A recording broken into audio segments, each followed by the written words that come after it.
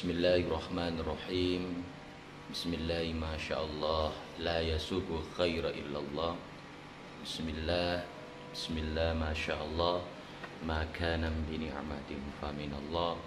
Bismillah Bismillahilladzi la yadurru ma asmi syai'un fil ardi wala fis sama fa huwa samiul alim. Bismillah Bismillah wala haula wala quwata illa billah. Allahumma salli wa sallim ala sayyidina Muhammad wa ala ali sayyidina Muhammad. Hadratal mukhtaramin, para alim, para ulama, para bapak dan para ibu sekalian, alhamdulillah kita bisa bertemu kembali dalam acara Kultum. Saya sendiri selaku mahasiswa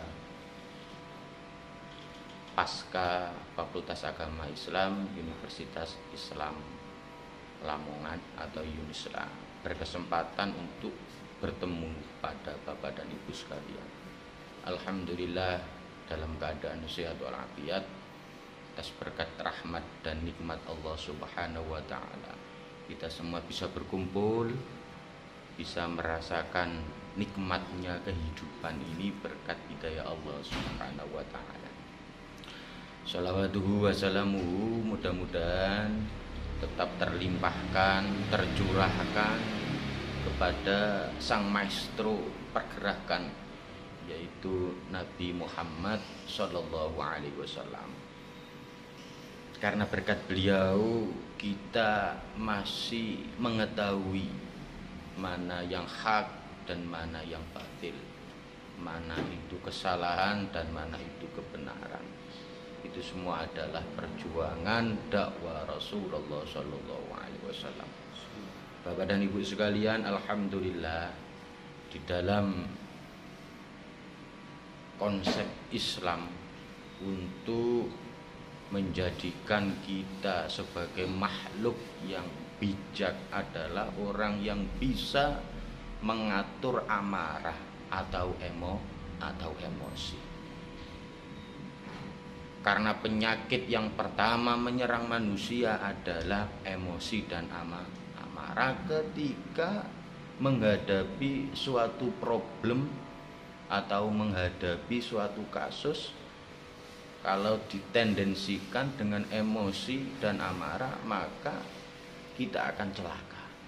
Maka dari itu segala sesuatu harus dihadapi dengan bijak. Emosi adalah menurut Islam timbul karena adanya perselisihan antara kedua belah pihak yang muncul karena lewat hati, bisa juga muncul dengan ucapan, bisa muncul dengan latar belakang yang lain, dan itu bisa mengakibatkan amarah kepada orang lain.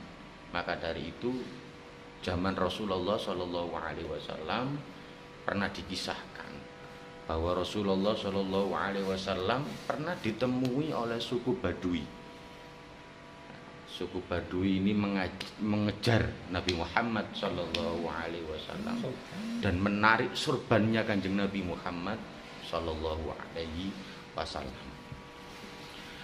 Dan ketika pada waktu suku Badui itu menarik surbannya kanjeng Nabi Muhammad Shallallahu Alaihi Wasallam dan mengatakan kepada Nabi Muhammad, "Wahai Muhammad, berilah aku dari harta Allah yang ada padamu."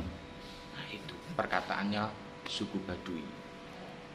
Nah, Rasul menoleh sambil tersenyum lalu memerintahkan sahabatnya agar memberikan harta cukup banyak kepadanya. Sikap Nabi ini menggambarkan betapa hebatnya kemampuan beliau dalam mengendalikan emosi tatkala sorban beliau ditarik oleh suku Badui. Ada juga sebagaimana yang disebutkan di dalam hadis yang sudah dijelaskan oleh Rasulullah Shallallahu Alaihi Wasallam, "Laisa syadid bisur'ah, innama syadid alladhi yamliku nafsahu Abdul Ghadab. Hadis tersebut menjelaskan bahwa Rasulullah Shallallahu Alaihi Wasallam mengatakan orang yang kuat itu bukanlah orang-orang yang jago bergulat, melainkan orang yang kuat itu adalah orang yang bisa menahan amarah atau menahan emosi.